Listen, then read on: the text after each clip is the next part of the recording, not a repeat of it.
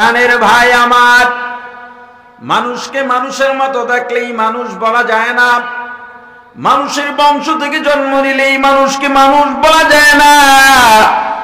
মানুষের মতো হাত পা থাকলেই মানুষকে মানুষ বলা যায় না। মানুষের মতো কথা বলতে পারলেই মানুষকে মানুষ বলা যায় না। মানুষের মতো দেখলেই যদি মানুষকে মানুষ বলা যাইত, মানুষের মতো কথা বলতে পারলেই যদি মানুষকে মানুষ বলা যাইত, আমার রাসূলের চেহারা আবু জাহেলের চেহারা দেখতে প্রায় একই রকম ছিল। আমার রাসূল যে বংশের থেকে দুনিয়াতে আসছেন, আবু জাহেল সেই একই বংশের থেকে দুনিয়াতে আসছে। আমার রাসূল আর আবু জাহেলের সম্পর্ক ছিল চাচা ভাতিজা। নবীজি হলেন রাহমাতুল লিল আলামিন, সাইয়্যিদুল মুরসালিন, ইমামুল মুরসালিন, খাতামুন নবীন, শাফিউল মুজনিবিন।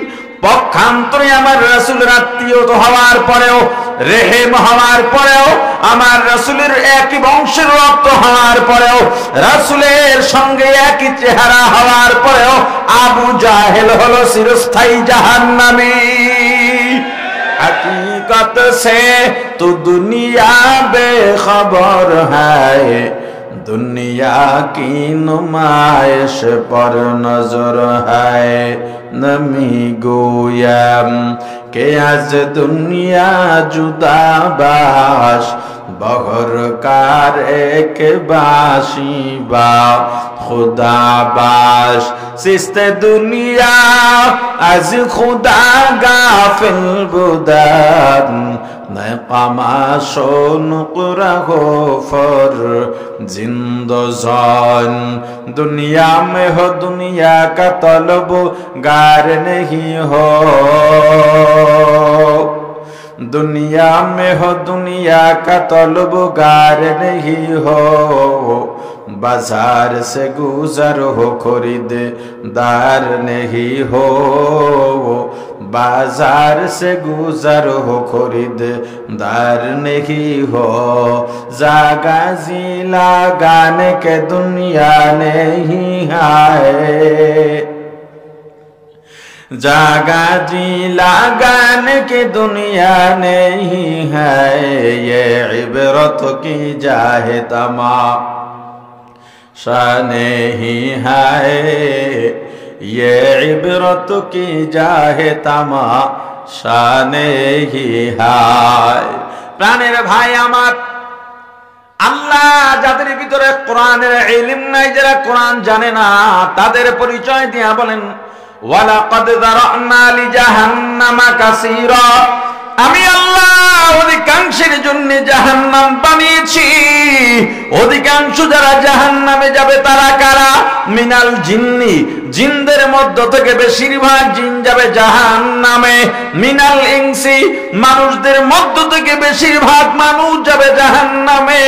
এই যে বেশিরভাগ জিন আর মানুষ যারা জাহান্নামে যাবে তাদের পরিচয় কি? আল্লাহ আয়াতের শেষ দিকে পরিচয় দিয়া বলেন উলাইকা কাল আনআম, ওরা চতুষ্পদ জানোয়ারের মতো।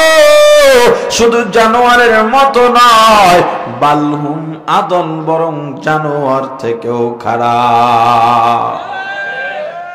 হে ডাক্তার, তুমি ডাক্তারি বিদ্যা অর্জন করেছো, কিন্তু তোমার বিদ্যায় যদি কোরআনের বিদ্যা না থাকে রে ডাক্তার, তুমি ডাক্তার হতে পেরেছো কিন্তু আল্লাহর আদালতে এখনো মানুষ হতে পারো নাই। হে ইঞ্জিনিয়ার, তুমি ইঞ্জিনিয়ার হয়েছো, এলাকার মানুষ তোমাকে ফুলের মালা দিয়ে বরণ করেছে, কিন্তু তোমার ইঞ্জিনিয়ারিং শিক্ষার পাশাপাশি যদি তোমার ভেতরে কোরআনের শিক্ষা না থাকে রে ডাক্তার, তুমি তো অনেক বড় ইঞ্জিনিয়ার ডাক্তার হতে পেরেছো, কিন্তু এখন পর্যন্ত আল্লাহর দরবারে মানুষ হতে পারো নাই। আপনি বলবেন হুজুর আপনি মুখস্থ কথা বলেন, তাতে হবে না, প্রমাণ দেওয়া লাগবে। কোরআন না শিখলে মানুষ মানুষই হতে পারে না। দেখেন আল্লাহ কি বলেন, আর রহমান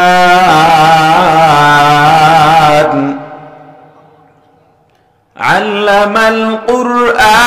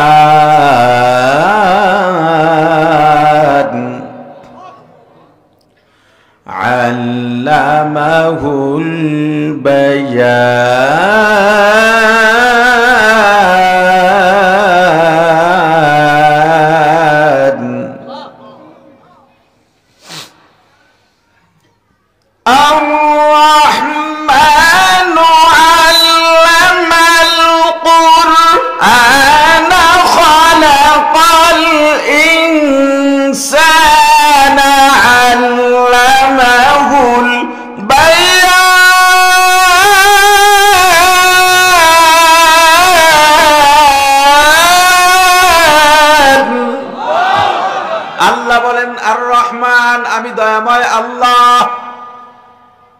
আল্লামাল কুরআন, যিনি কোরআন শিক্ষা দিয়েছেন। খালাকাল ইনসান, যিনি মানুষ সৃষ্টি করেছেন, এরপরে কথা শিখাইছেন। ভালো করে বুঝবেন, আপনারা জ্ঞানী মানুষ। আল্লাহ দুনিয়াতে যারা তরতিব অনুযায়ী কাজ করে, সিরিয়াল মেনটেন করে কাজ করে, একটা যেটার পরে যেটা, ওইটার পরেই ওইটা করে, এটাকে তরতিব বলে।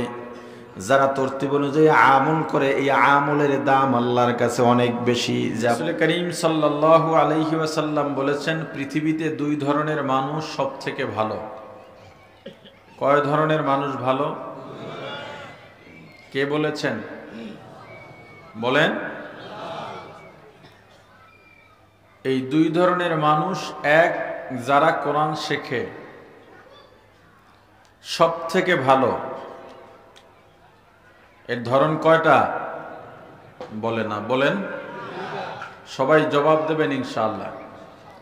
জবাব দিলে সত্য সাক্ষী দেওয়ার সওয়াব হবে। তাছাড়াও আমার দায়িত্ব বয়ান করা, আপনার দায়িত্ব আমি কিছু জানতে চাইলে উত্তর দেওয়া। আমার দায়িত্ব পালন করার ক্ষেত্রে আপনাদেরকে বলে দিতে হচ্ছে না আমি করতেছি, তাহলে আপনাদেরটা বলে দিতে হবে কেন বারবার? ধরন কয়টা?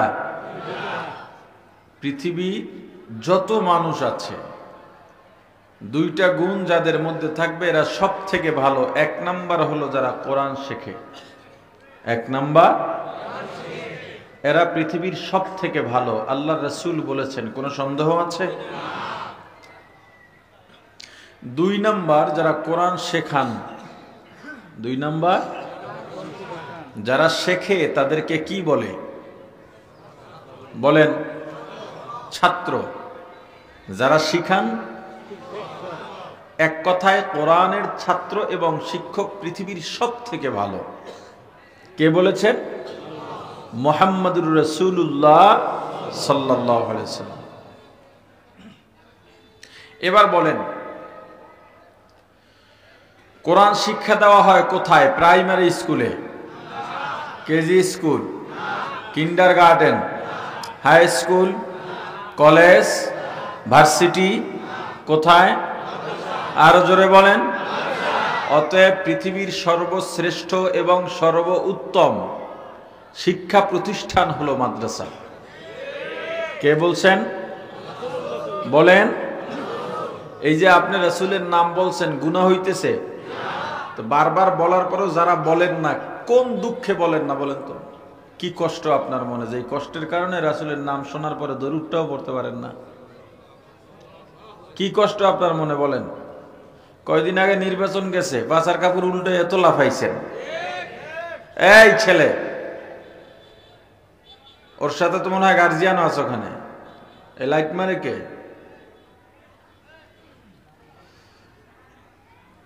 আচ্ছা, যারা আওয়ামী লীগ করেন বলেন তো, একবার নৌকা বললে কয়টা সওয়াব হয়? আস্তে কয়। ধানের শীষ বললে, রাসূলের নামে দরুদ পড়লে সীমা নাই। কি নাই? সবই জানেন কিন্তু আমল নাই। লাভ আছে? এই যে মাহফিল হচ্ছে, সারা দেশে লক্ষাধিক মাহফিল হয় এই শীতের সময়। হাজার হাজার আলেম বয়ান করেন। এই যে এত শীত, মাহফিল কি বন্ধ হইছে? শীতের মধ্যেও মাফলার পেঁচাইয়া, শাল গায়ে দিয়া, বিশাল জাম্পার গায়ে দিয়া মাহফিলে চলে আসে মানুষ। আমাকে একটা কথার জবাব দেন। গত বছর এই দিন থেকে আজকের দিন, এই দিন পর্যন্ত, এই সময় পর্যন্ত আপনাদের ভাই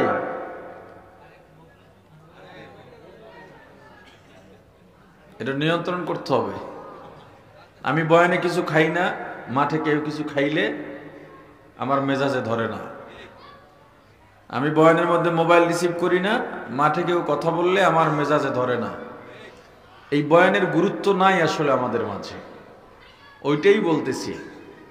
গত বছর এই দিন থেকে আজকের এই দিন পর্যন্ত আপনাদের এলাকায় যে বড় মসজিদটা আছে, এই মসজিদে নতুন মুসল্লি বাড়ছে কয়জন? তবলিগে গিয়া বা চরমনায় গিয়া মুসল্লি বাড়ছে ওইটার বাইরে। ওয়াজ কম হয়, বিশ্ব ইজতেমা হয় একবার বা দুইবার, চরমনায়ের মাহফিল হয় একবার বা দুইবার, কিন্তু এই বক্তাবলী ইউনিয়ন অন্তত 100 মাহফিল হয়। আর কথা বলেন না? আমি জানি না, বাড়াই বললাম নাকি? বেশি হয়, 100ই ধরেন। তবলিগের সময় লাগানো বা চরমনায় যাওয়া ব্যতীত এই এলাকার বড় যে মসজিদ আছে, এই মসজিদে নতুন মুসল্লি কয়জন বেড়েছে বলেন?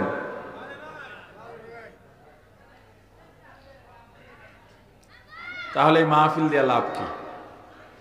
এক বছরে একটা ইউনিয়নে যদি 50টা মাহফিল হয়, 10টা মাহফিলও হয়, আর সেই মাহফিল থেকে 5টা মুসল্লি নতুন করে না বাড়ে, 2-4টা যুবক দাড়ি রাখার নিয়ত না করে, 2-4 জন সুদখোর হারাম থেকে ফিরে না আসে, কয়েকজন বেপর্দা নারী যদি পর্দা নসীন না হয়, এই মাহফিলগুলো দিয়ে কি লাভ? তাহলে মাহফিলে আপনারা যে আসেন, কেন আসেন? একটা কারণ আছে না নাই? আপনারা যে আসেন মাহফিলে, একটা কারণ আছে না নাই? এই কারণটা আসলে কি? আগের দিনের তুলনায় যাত্রা, নাচ, গান, সার্কাস এই অনুষ্ঠানগুলো কমছে না বাড়ছে? হ্যাঁ, অনেক কমছে। এখন যাত্রা টাত্রা সহজ হইতে পারে না, হুজুরগ আন্দোলনে পণ্ড হইয়া যায়। এখন এটার একটা শ্রোতা ছিল কি ছিল না? এরা ওখানে গিয়ে গান শুনতো, নাচ দেখতো, কৌতুক শুনতো। এখন এগুলো তো নাই। এই অভাবটা পূরণ করবে কোথায়? এখন দেখে ওয়াজের মঞ্চে বক্তা গানও গায়, কৌতুকও বলে, লাভ 2টা চেয়ার উপরে বয়, কথা কয় না। দেখছে এখন ওই যে আগে পুঁতি পাঠ শুনতো, পুঁতি, মুরব্বীরা বলতে পারবে, পুঁতির আসর বসতো, বয়াতিরা পুঁতি গাইতো, শিল্পীরা গান গাইতো, পালা গান হইতো, ওইটা তো নাই। এখন বক্তা তো সুর দিয়া ওয়াজ করে, এই সুরটা শোনার জন্য আসে, বয়ানে আসে না। আপনি এইভাবে যদি আসেন আর এইভাবে বসেন, এইভাবে চলে যান, নামাজি বাড়বে কিভাবে বলেন? বাংলাদেশে সিনেমার সংখ্যা বাড়ছে না কমছে? কত কমছে? নাই বললেই চলে। সিনেমা তো একজন এসে বলে একদিন, হুজুর আল্লাহর রহমত পড়ছে বাংলাদেশের উপরে। নিঃসন্দেহে রহমত তো আছেই। কয় না, আমি যেটা কইছি আপনি বুঝেন নাই, আমি তো বুঝাই দেন। কয় বাংলাদেশের সিনেমা বন্ধ হয়ে যাইতেছে, বহু জায়গায় সিনেমা বন্ধ হয়ে মার্কেট হয়, কোন কোন জায়গায় মাদ্রাসাও হইছে। আমি বললাম এইটা যে আল্লাহর রহমতে বন্ধ হইছে, আর এইটা আল্লাহর রহমত আপনার কইছে কেডা? কয় কি কন, সিনেমা বন্ধ হওয়া রহমত না? আমি রহমত হইতে পারে, কিন্তু নমুনায় মনে হয় না। এটা একটা প্রেক্ষাপটের উপরে বন্ধ হইছে। যেমন আপনারা আমাকে বলেন, সিনেমায় এই হাজী সাহেবরা যাইতে পারতো? কথা বলে না, যাইতে পারতো? সিনেমায় আমার মতো হুজুর যাইতে পারতো? এই যে 8, 9, 10 বছরের ছেলেরা আছে, এদেরকে সিনেমায় টিকিট দিত? আসতে কনকা জোরে বলেন। ইমাম সাহেব যাইতে পারতো? বুড়ো মানুষ যাইতো? লজ্জায় যাইতো না। এখন আমাকে বলেন, এই বুড়া মানুষটার হাতে মোবাইল আছে না নাই? হাজী সাহেবদের হাতে আছে না নাই? হুজুরদের হাতে আছে না নাই? ইমাম সাহেবের হাতে আছে না নাই? যাইতে হইতো সিনেমায়।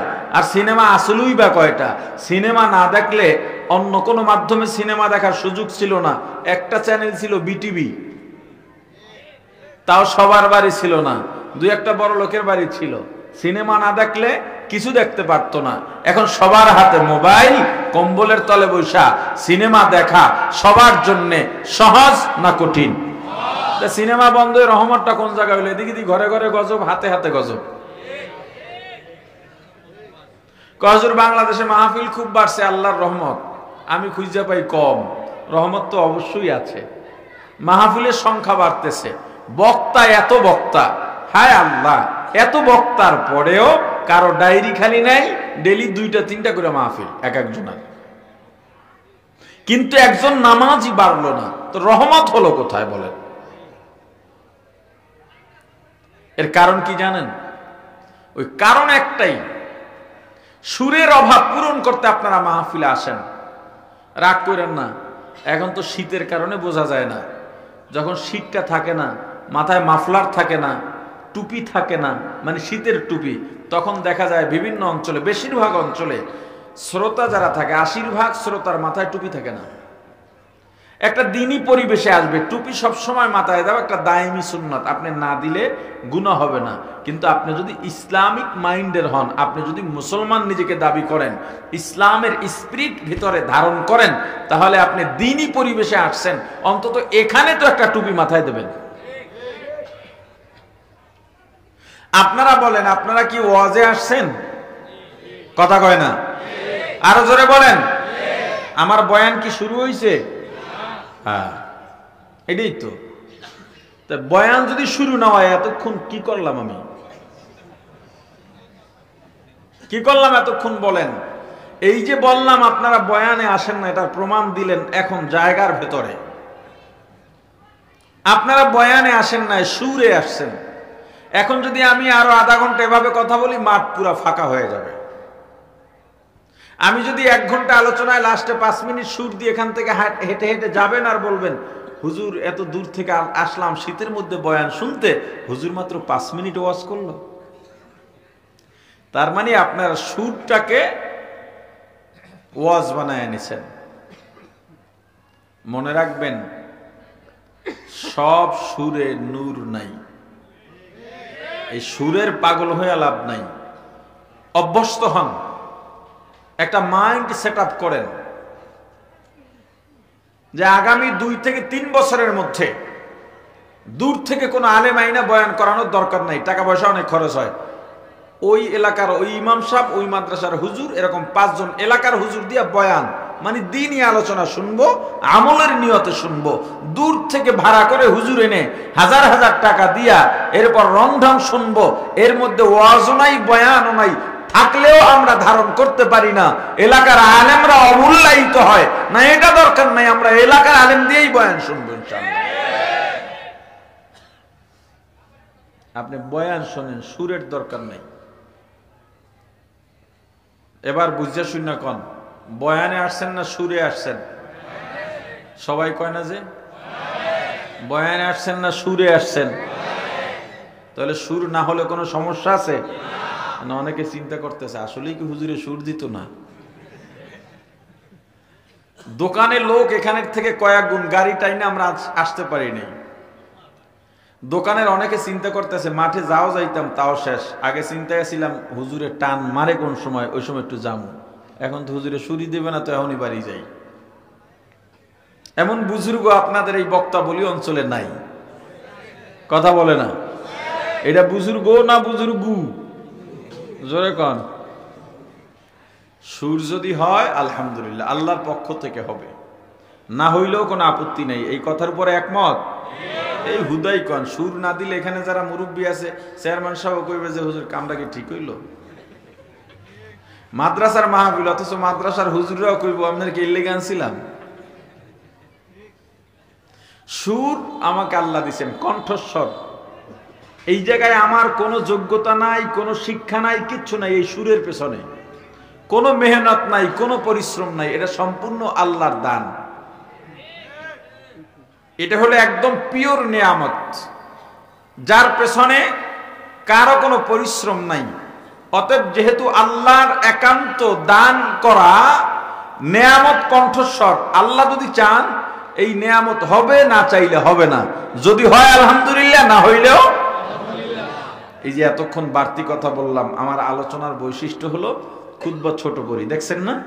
এরপর যে আয়াত বা হাদিস পড়ি আলোচনা শুরু করি, ওইটার উপরেই অল্প আলোচনা করে শেষ করি। এই মাঝখানে কথাগুলো বলতে হলো আপনারা উত্তর দেন না দেখে, যদিও কথাগুলো ফায়দার বাইরে না। আমি যেন আলোচ্য বিষয়ের ভেতরেই থাকতে পারি, আপনারা সহযোগিতা করবেন, অর্থাৎ কথার জবাব দিবেন। পারা যাবে? এই দেখেন ইনশাল্লাহ সবাই বলে নাই। ইনশাআল্লাহ বলতে খুব কষ্ট। ইনশাআল্লাহ বললে সওয়াব হয় না গুনাহ হয়? এবার বলেন, পৃথিবীতে কয় ধরনের মানুষ সব থেকে ভালো? এক, যারা কোরআন শেখে। দুই, যারা শিখান। এক কথায় কোরআনের ছাত্র এবং শিক্ষক পৃথিবীর সব থেকে। এই কোরআন শিক্ষা দেওয়া হয় কোথায়? অতএব পৃথিবীর সর্বশ্রেষ্ঠ শিক্ষা প্রতিষ্ঠান মাদ্রাসা। জোরে বলেন। এবার বলেন, মাদ্রাসার হুজুর যদি রাস্তা দিয়ে হেঁটে যান, তাকে দেখলে আমরা কি বলে ডাক দিই? আরে ডাক দিই, তাকে কি বলে সম্বোধন করি? জোরে, আরো জোরে কোন? অতএব পৃথিবীতে সব থেকে হুজুররা ভালো। কে বলছেন? কে বলছেন? এখন আপনি হুজুরদের দাম দেন চাই না দেন, হুজুরদের কিচ্ছু যায় আসে না। হুজুরদের শ্রেষ্ঠত্বের সনদ দিয়েছেন মুহাম্মদুর রাসূলুল্লাহ সাল্লাল্লাহু আলাইহি ওয়াসাল্লাম। সুয়ালে মুকাদ্দার, আল্লাহর রাসূল হুজুরদের এত ভালো বললেন কেন? কোরআনের ছাত্র এবং শিক্ষককে এত ভালো বললেন কেন? হুজুরদের এই সমাজে কোন কাজে লাগে? মানুষের বাড়ি খায় আর মসজিদে ঘুমায়, বলে কি বলে না? এটা আপনাদের অঞ্চলে বলে না? হুজুররা পরের বাড়ি খায়, এই অঞ্চলে বলে না? হুজুররা পরের বাড়ি খায়, তোমার সমস্যা কি? তোমার বাড়ি তো খায় না। হুজুররা যে পরের বাড়ি খায়, জোর করে খায়? আজ পর্যন্ত জোর করে খাইছে? বরং মসজিদের রুমের সামনে গিয়ে দাঁড়ায় থাকে, হুজুর একক তো খাওয়া আমার বাসায় খাইতেই হবে। হুজুররা সুদ খায়, ঘুষ খায়, টেন্ডারবাজি করে, মারধর করে খায়, জবরদখল করে। তাহলে হুজুররা খাইলো কই? পরের তো খাইলো যারা ঘুষখোর তারা, পরের তো খাইলো যারা সুদখোর তারা, পরের তো খাইলো যারা জবরদখলবাজ তারা, পরের তো খাইলো যারা ছিনতাইকারী তারা, পরের তো খাইলো চোর ডাকাতেরা। হুজুররা তো পরের বাড়ি খাইলো না, তাহলে তুমি হুজুরদের উপরে অপবাদ চাপাও কেন? সমস্যা কোথায় জানেন? হুজুররা যে খায় এইটা তার সয় না। এইটা একটা আকলি দলিল, একটা যুক্তি। কিন্তু আসলে যারা কোরআন শেখে আর শেখান, কিংবা যারা হুজুর বা মাদ্রাসার হুজুর, এদেরকে আল্লাহর রাসূল এত ভালো বললেন কেন? হুজুররা তো গবেষণা করে আজ পর্যন্ত একটা ক্যামেরাও তৈরি করতে পারে নাই, একটা মাইকও বানাইতে পারে নাই, বিমান তো দূরের কথা, একটা টিউবলাইটও বানাইতে পারে নাই। তাহলে হুজুররা তো সেরা কেন? আল্লাহর রাসূল কি ডাক্তার চোখে দেখলেন না? বিজ্ঞানী চোখে দেখলেন না? দার্শনিক চোখে দেখলেন না? ইঞ্জিনিয়ার চোখে দেখলেন না?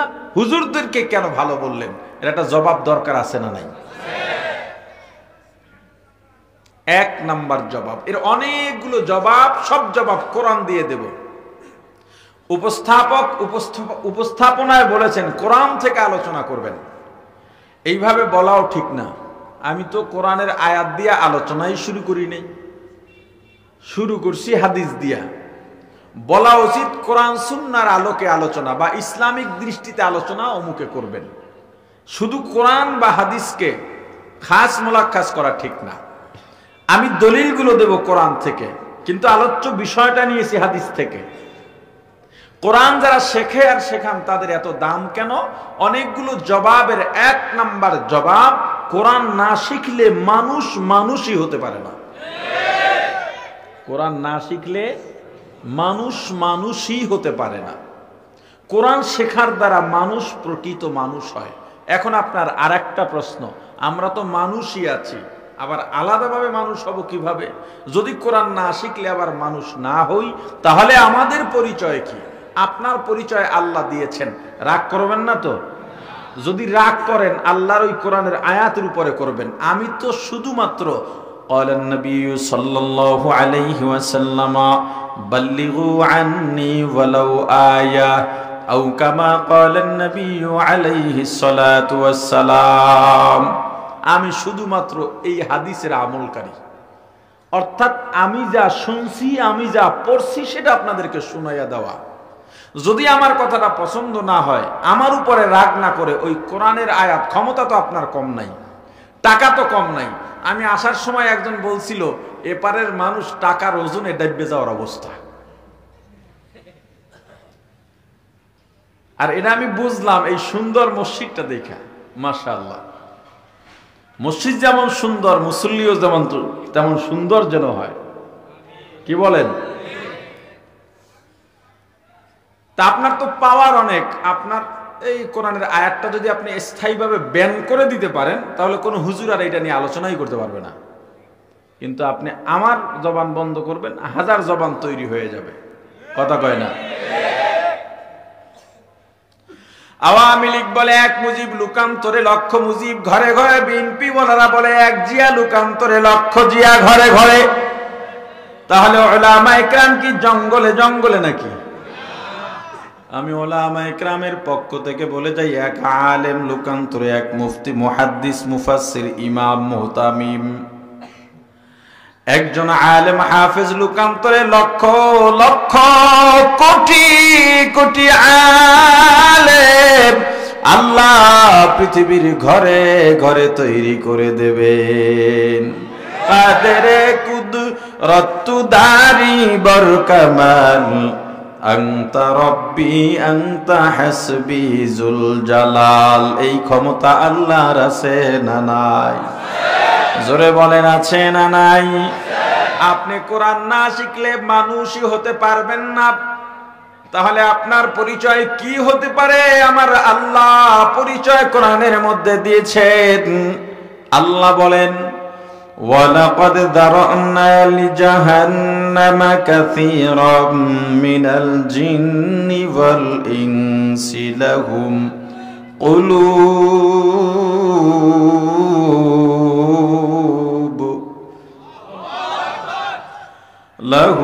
قلوب لا يفقهون بها ولهم أعين لا يبصرون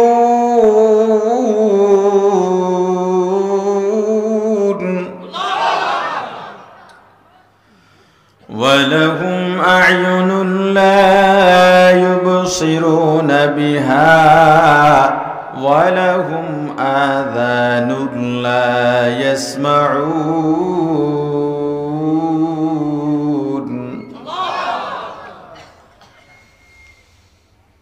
ولهم آذان لا يسمعون بها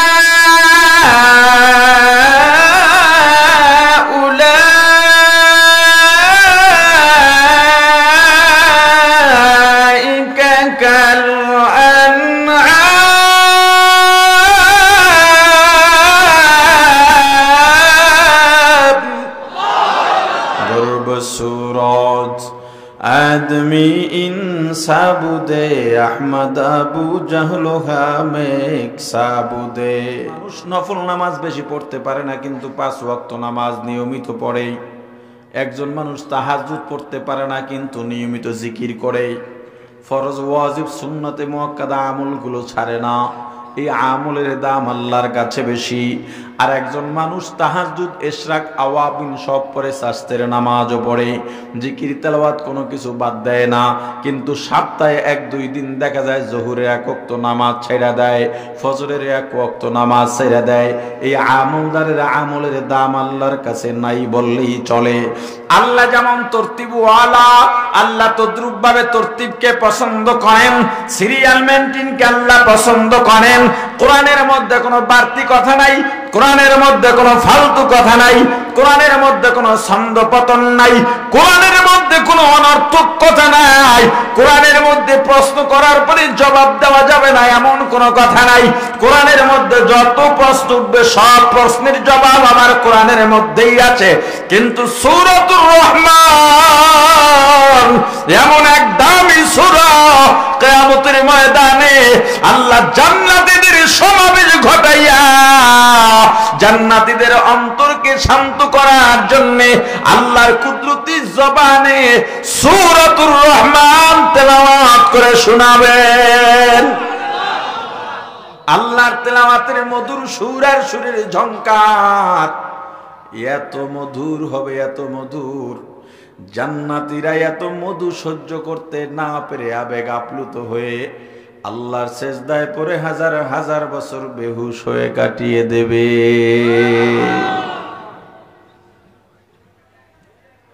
এমন এক দামি সূরার মধ্যে আল্লাহ কি বলেন দেখেন, আনার রহমান আমি দয়াময় আল্লাহ, যেই আল্লাহ আল্লামতুল কুরআন, আমি কোরআন শিক্ষা দিয়েছি। এরপরে বলেছেন খলাকতুল ইনসান, আমি মানুষ সৃষ্টি করেছি। আল্লাহ তরতিবকে পছন্দ করেন। আল্লাহর তরতিব কত সুন্দর, যদি বুঝতে চাও একটা মানুষের দিকে তাকাও। যেখানে মাথার তরতিব দরকার সেখানে মাথা, যেখানে কপালের তরতিব দরকার সেখানে কপাল, যেখানে চোখ, যেখানে নাক, যেখানে মুখ তরতিব অনুযায়ী দিয়েছেন। আল্লাহ যদি চোখ দুইটা পেছনে দিতেন তাহলে ভালো লাগতেনি। এই যে সুন্দর তরতিব আল্লাহর, কিন্তু এই দামি সূরা সূরাতুর রহমানের মধ্যে আল্লাহ একটা তরতিব পরিপন্থী কথা বলে ফেলেছেন। আল্লাহ বলেছেন আমি দয়াময় আল্লাহ, যেই আল্লাহ কোরআন শিক্ষা দিয়েছি। এরপরে বলেছেন মানুষ সৃষ্টি করেছি। আপনারা বুঝে থাকলে বলেন, আমরা আগে দুনিয়ায় জন্মগ্রহণ করেছি নাকি মক্তবে ভর্তি হয়েছি? কথা বলেন, জোরে বলেন। তাহলে আল্লাহর আগে জন্মের কথা বলা দরকার ছিল না শিক্ষার কথা? বলেন। কিন্তু আগে আল্লাহ বললেন আমি কোরআন শিক্ষা দিছি, এরপরে বলছেন মানুষ বানাইছি। বুঝেন না? মনোযোগ নাই। আগে কি বললেন? আমি কোরআন শিক্ষা দিছি, এরপর কি বলছেন? মানুষ বানাইছি। অথচ আগে মানুষ জন্ম হয়, তারপরে শিক্ষা হয়। সেটা কোরআন শিক্ষক যা শিক্ষক, এরপরে শিক্ষা হয়। কিন্তু আল্লাহ কোরআনে কি বললেন? আমি কোরআন শিক্ষা দিছি, এরপরে। তাহলে এই জায়গায় কি তরতিব সিরিয়াল ঠিক আছে? কথা বলে না। তাহলে কোরআনের মধ্যে এই জায়গায় কি আল্লাহ ভুলে গেছিলেন নাকি? একটু ছন্দপতন তো হইতেই পারে। এত বড় কোরআন কত মনে রাখা যায়, একটু ভুল টুল হইতে পারে না? চিন্তা করলেও ঈমান শেষ। যে ভুল হতে পারে এই চিন্তা করলেও ঈমান শেষ। তাহলে এটার সমাধান কি? মুফাসসিরিন ইকরাম বলেন, এই প্রশ্নের সমাধান যদি চাও তার আগে জানতে হবে দুনিয়ায় মানুষ হলো দুই প্রকার। কয় প্রকার? এক প্রকারের মানুষ জন্মসূত্রের মানুষ, জন্মগত মানুষ। জন্মসূত্রে মানুষ হওয়ার জন্য কোনো যোগ্যতা লাগে না, জ্ঞান লাগে না। মা বাবার ঔরস থেকে জন্ম নিলেই মানুষ হওয়া যায়। এই জন্মসূত্রের মানুষটার কোনো দাম আল্লাহর কাছে নাই। এই জন্মসূত্রের মানুষ যখন কোরআন শেখে তখন কেবল আল্লাহর কাছে মানুষ হিসেবে বিবেচিত হয়। জন্মসূত্রের মানুষ। আর একটা হলো গুণের মানুষ, যোগ্যতা সম্পন্ন মানুষ। জন্মসূত্রের অযোগ্য মানুষগুলো যখন কোরআন শেখে তখনই গুণের মানুষ হয়, যোগ্যতা সম্পন্ন মানুষ হয়। আমি আল্লাহ জন্মসূত্রের মানুষগুলোকে কোরআন শিখাইয়া আসল মানুষ বানাইছি। এরপরে কোরআন যখন শেখে তারপরে কেবল কথা বলতে পারে। কোরআন শেখার আগে যত কথা, এগুলো কথা না, এগুলো বকওয়াজ। কে বলছেন? জোরে বলেন। আপনাদের তো কোনো স্পিরিটই নাই। ব্যাপারটা কি?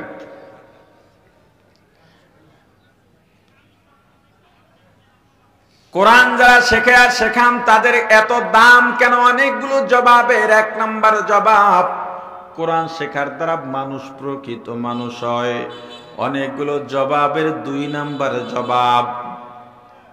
4-5টা জবাব দেওয়ার ইচ্ছা আছে।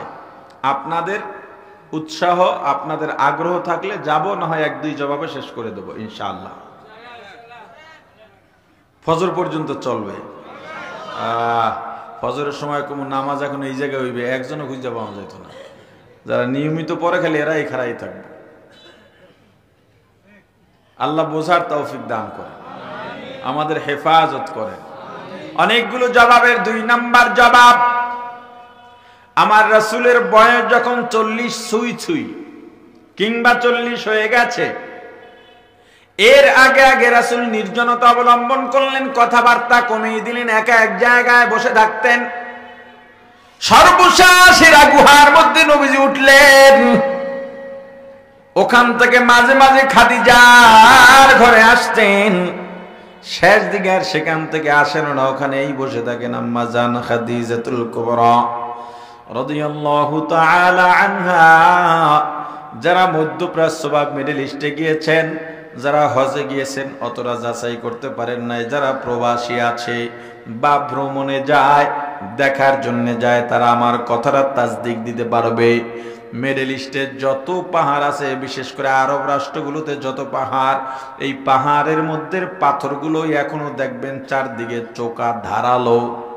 তাহলে নবীজির জামানায় কেমন ছিল একবার চিন্তা করছেন? এখানে অনেকেই হজে গিয়েছেন বা উমরায় গিয়েছেন, মক্কা থেকে যখন মদিনায় যান অনেক সময় লাগে না? কথা বলে না? আচ্ছা, এই যে একবারও কি যাওয়ার সময় একবারও এটা মাথায় ঢুকছে আপনার, আমার রাসূল হিজরত করে যখন গিয়েছেন হেঁটে হেঁটে গিয়েছেন এই পথে, কিভাবে গেছেন এত কষ্ট করে? কিভাবে সম্ভব এটা? অনেকে তায়েফে গেছেন দেখার জন্য, তায়েফটা কেমন। তায়েফ একটা ঐতিহাসিক জায়গা যেখানে আমার রাসূলকে রক্তাক্ত করা হয়েছে। একবারও চিন্তা করছেন এত দূর পর্যন্ত আমার হুজুর দাওয়াত দিতে আসছেন, এই পাহাড়ি অঞ্চলের মধ্যে দাওয়াত দিতে আসছেন, সেখানে যাওয়ার পরে কাফেররা যেই ধরনের নির্যাতন আমার রাসূলের উপরে চালিয়েছে, যেখানে আমার রাসূল রক্তাক্ত হয়ে পড়ে গিয়েছেন, উঠতে চাইছেন, আবার কাফেররা ধাক্কা দিয়া ফেলায়া দিছে, ওই জায়গাটা বাউন্ডারি করে রেখে দিয়েছে। ওখান থেকে উঠে কোনো মতে খুঁড়িয়ে খুঁড়িয়ে একটা পাহাড়ের কিনারে গিয়ে বসছেন। কাফের কত খারাপ আর নিকৃষ্ট তারা! ইসলাম বিদ্বেষী যত আছে পৃথিবীতে সবগুলো নিকৃষ্ট। দেখেন না আপনি, ইসরায়েলের জানোয়ারের গোষ্ঠী হাসপাতালের মধ্যে পর্যন্ত আক্রমণ চালিয়ে অসংখ্য শিশু, নারী আর বৃদ্ধকে শহীদ করেছে। এদের ভিতরে না আছে মানবিকতা, না আছে মানবতা। এরা ইসলামকে ধ্বংস করার জন্য একটা অস্ত্র ছেড়েছিল। ওলামায়ে কেরাম তথা মুসলমানকে জঙ্গি বলে, সন্ত্রাসী বলে সারা বিশ্বে প্রচার চালিয়েছিল। এর পেছনে হাজার হাজার কোটি ডলার বরাদ্দ করেছিল, মিলিয়ন বিলিয়ন ট্রিলিয়ন ডলার বরাদ্দ করেছিল। আল্লাহর রহমত আজকে সারা বিশ্বের কাছে প্রমাণ হয়ে গেছে, সন্ত্রাসী যদি পৃথিবীতে থেকে থাকে, সন্ত্রাসী হলো ওরা। এই পৃথিবীর জন্য রহমত হলো উলামায়ে কেরাম আর ইসলাম। তু মর্দে মুসলমান হো, তু মর্দে মুসলমান, तू मर्द मुसलमान हो, तू मर्द मुसलमान। एक हाथ में तलवार, एक हाथ में कुरआन, एक हाथ में तलवार, एक हाथ में कुरआन। আমার রাসূল যখন গিয়ে ওই পাহাড়ের নিচে বসলেন, কাফেররা পাহাড়ের অপর পাশ থেকে উপরে উঠছে। অনেক বড় আকারের ওজনের একটা পাথর ছাড়ছে যাতে রাসূল ওখানে শেষ হয়ে যায়। আল্লাহর মদদ আর আল্লাহর নুসরত, ইসলাম যারা ভালোবাসো, দ্বীনকে যারা ভালোবাসো, আমার রাসূলকে যারা ভালোবাসো, বিচলিত হওয়ার কিচ্ছু নেই। তোমার কাজ কাজ চালিয়ে যাওয়া। দরজা বন্ধ, তোমার দায়িত্ব দরজা খোলা নয়। তোমার কাজ দৌড় দেওয়া, দরজা খুলে দেওয়ার দায়িত্ব কার? জোরে বলেন। তুমি কাজ চালিয়ে যাও, সব দিক বন্ধ, দেখো ডান বন্ধ, বাম বন্ধ, সামনে বন্ধ, পেছন বন্ধ, তোমার আর পথ নাই। তুমি যদি খাঁটি মানুষ হয়ে থাকো, আল্লাহর উপরে তোমার ভরসার তাওয়াক্কুল থেকে থাকে, ওয়া তাওয়াক্কাল আলাল্লাহ ওয়া কাফা বিল্লাহি ওয়াকিলা, তুমি আল্লাহর উপরে তাওয়াক্কুল করো, ভরসা করো, আল্লাহই তোমার জন্য যথেষ্ট। আর আল্লাহ যার জন্য যথেষ্ট হয়, নমরুদের আগুন তার জন্য জান্নাত হয়ে যায়। কথা বলেন ঠিক কিনা? তুমি যখন আল্লাহর উপরে তাওয়াক্কুল করবে, এভাবে একজন মুতাওয়াক্কিল যদি তুমি হতে পারো, তুমি যখন দেখছো সব দরজা বন্ধ, চোখে একটা টিপ পড়লো, আবার খুললা, দেখলা সারা পৃথিবী এখন তোমার জন্য খুলে গেছে, এই বিশ্বাস কি আছে আল্লাহর উপরে? তুমি শুধু কাজ চালিয়ে যাও।